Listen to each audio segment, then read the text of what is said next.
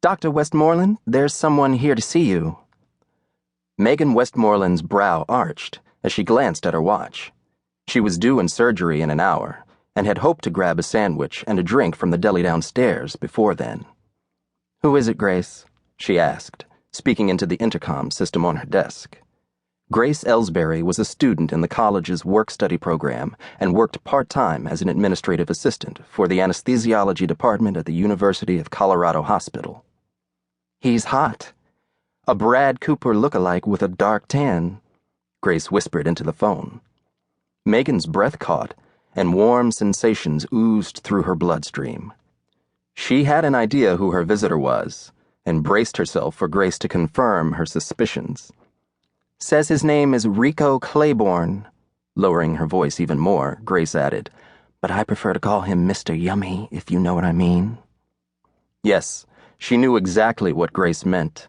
The man was so incredibly handsome, he should be arrested for being a menace to society. "Please send Mr. Claiborne in." "Send him in? Are you kidding? I will take the pleasure of escorting him into your office, Dr. Westmoreland." Megan shook her head. She couldn't remember the last time Grace had taken the time to escort anyone into her office.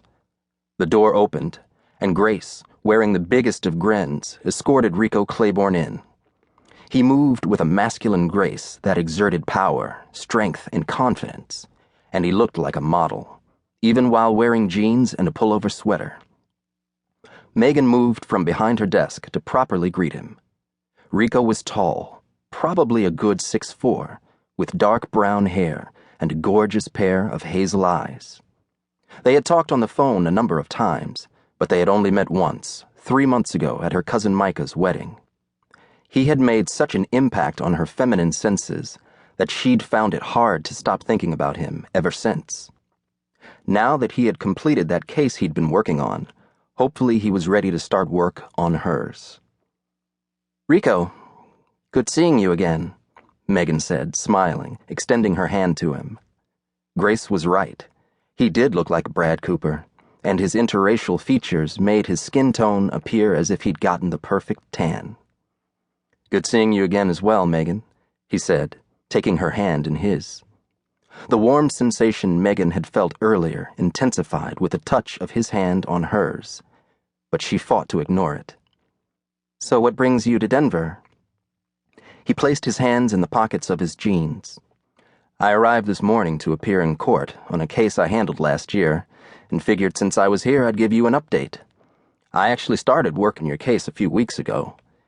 I don't like just dropping in like this, but I tried calling you when I first got to town and couldn't reach you on your cell phone." "She was in surgery all morning." They both turned to note Grace was still in the room. She stood in the doorway smiling, eyeing Rico up and down with a look of pure female appreciation on her face. Megan wouldn't have been surprised if Grace started licking her lips. "Thanks, and that will be all, Grace," Megan said. Grace actually looked disappointed. "You sure?" "Yes, I'm positive. I'll call you if I need you," Megan said, forcing back a grin. "Oh, all right."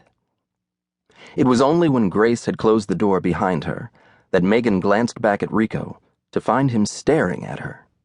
A shiver of nervousness slithered down her spine. She shouldn't feel uncomfortable around him, but she had discovered upon meeting Rico that she had a strong attraction to him, something she'd never had for a man before. For the past 3 months, out of sight had meant out of mind where he was concerned, on her good days. But with him standing in the middle of her office, she was forced to remember why she'd been so taken with him at her cousin's wedding. The man was hot. "Would you like to take a seat?